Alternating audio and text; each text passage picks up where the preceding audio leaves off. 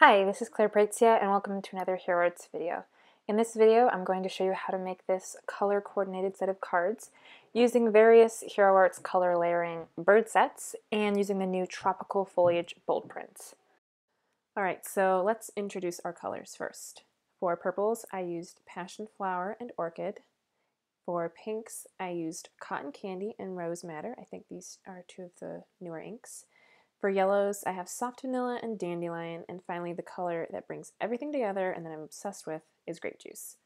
So to start on our backgrounds, we're going to use the Tropical Foliage Bold Prints, and I'm going to ink that up with some Versamark and then Rose Madder. I want to heat emboss my background, so I'm adding my Versamark first so I can get the stickiness that I need to add the embossing powder.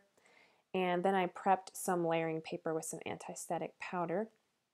And then I'm just going to add my card base there and use a clear block kind of as a brayer and just press all around there. I got my color, and then I'm going to add some clear sparkle embossing powder because it's pretty much the greatest stuff ever. And then I'm just going to heat emboss this. So for my two other cards, I used Passion Flower with the purple card base, and I used Dandelion with the yellow card base.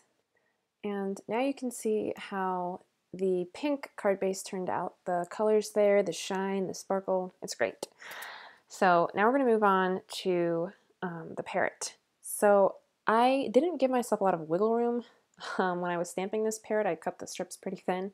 So I already have the die out so I can kind of guess, well not guess, but so I can see exactly where I need to stamp my parrot without it getting cut off later. So I have it there on the edge. You can see it's pretty tight, but I made it work. And I'm going to stamp the first layer in Soft Vanilla, and then I'm going to stamp the second layer in Dandelion. So before I stamped my third layer in purple, in Passion Flower, I actually heat set the bird because if you are stamping multiple layers of ink on top of each other, depending on the inks, I think this might actually stand true for pretty much all inks, except for StazOn inks though. They'll kind of bleed into each other if they're still a little bit wet.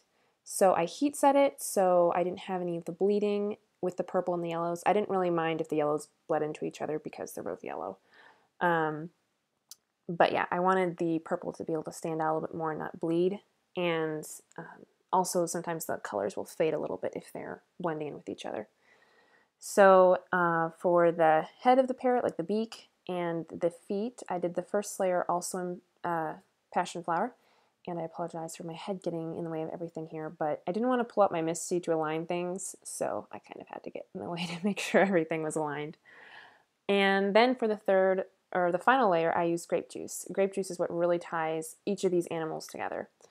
So I already have my peacock stamped and die cut, and I have my flamingo stamped and die cut, and here's a real quick review of the colors I used for the animals. Soft Vanilla, Dandelion, Passion Flower, and Grape Juice for my parrot, and then for my peacock, I used Cotton Candy and Rose Madder and Grape Juice for the tail, and then for the body of the bird, I used Passion Flower and Orchid, and then Grape Juice for the little eye and head feather things. And then for the flamingo, I used Soft Vanilla, Cotton Candy, Rose Madder, and then again Grape Juice. So Grape Juice is kind of what unifies all these animals together.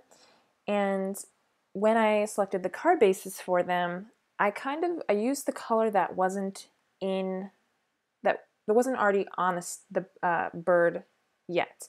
So for example, with the parrot, it didn't have any pink on it, so I gave it the pink card base, and that will tie it with the peacock and the flamingo that already have pink on them. And then the peacock didn't have any yellow, so I gave it a yellow card base. And then for the flamingo, it didn't have any purple, so I gave it the purple card base. So kind of alternating these colors makes everything kind of balance out, and then the grape juice really ties everything together. So because I want each of these birds to have a little more dimension, I die cut an extra layer out of cardstock, and I'm using this glue called Scrappy Glue to adhere everything together. I really like using this glue because it's not as wet as multi-matte medium, and I don't feel like it's as messy either. It's just a little more it's kind of more like old school glue a little bit, except a little, I don't know, it's just not as, it's not as wet. It doesn't like, it's not as thin. I think that's what I'm looking for.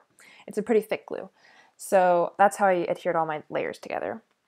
So right now I'm adhering the embossed panels to card bases that I cut. The reason I didn't emboss directly on the card panels, like I didn't have each of these embossed panels open up, was because a lot of times when you're doing a lot of heat embossing, like heat embossing an entire background, the paper will kind of warp, and I didn't want my paper warped. So that's why I have my card bases separate from the backgrounds. And to set each of these birds off, I have a piece of cardstock that I've already cut out, and I just rounded the corners using a scallop scissors. I don't actually have any corner rounding punches. I've never had them for as long as I've been card making. I've always been using these scallop scissors. First, it was because I didn't have enough money to buy a corner rounder, and then it was because I tried someone else's and sometimes it would get kind of stuck. So I just decided I liked the scallop scissors thing better, but you know, teach their own. So again, grape juice ties and everything together, so I'm going to bring a little more of that in by creating my own custom colored cardstock. So I wiped a piece of cardstock, covered it with grape juice, and then I heat set it, and then I'm going to heat emboss some sentiments on it. So whenever I kind of make my own colored cardstock using ink, and then I'm going to heat emboss on it, I have to make sure that everything is completely dry because I just covered the entire thing with ink. It might be kind of wet even if I heat set it. So what I like to use is cornstarch and then a paintbrush. You can use anti-static powder tools. Most of the time I'll use my little pouch, but cornstarch I feel like it's the best in making sure that there's nothing, absolutely nothing wet on your cardstock. The only reason I don't use it all the time is because it's a little messier, and I also feel like sometimes it kind of coats the cardstock and the color is not as bright as before, so that's why I don't always use cornstarch. But it's very handy in this situation. Sometimes I'll wipe off the cardstock after I've done my heat embossing later. I'll wipe it off with a baby wipe and that will take some of the cornstarch off. So I heat embossed my sentiments and I die cut them using the Infinity Circle set, and now I'm going to add just a little more dimension to my panels by adding a piece of scrap cardstock behind each one of those white panels. And I actually used my tape adhesive to adhere the panel down at first, and then I realized later it wasn't really sticking that well against the slickness of the heat embossing. So I ended up using the scrappy glue to adhere those panels to the card base, as well as using that same scrappy glue to adhere the dimensional birds to their white panels. So the last thing I needed to do was add the sentiments, basically just adhere everything together. So add the sentiments, add pearls, add the birds, add the panel back to the card base, and that pretty much finishes up the cards. If you'd like to make your own color coordinated card set, I would recommend picking maybe 3 colors and 2 shades of each colors if you're going to be doing a bunch of color layering stamping like I did here, and then picking a neutral like black, navy, or gray to kind of tie everything together, or maybe even just kind of a darker toned color. Like here I use Grape Juice. It's not technically a neutral color, but it ties everything else well together. It's very dark and stands out from all the bold, bright colors. If you have any questions or comments, you can leave them on the blog or on the YouTube video, and supplies will be linked on the blog. Thank you so much for watching and have a great day. God bless.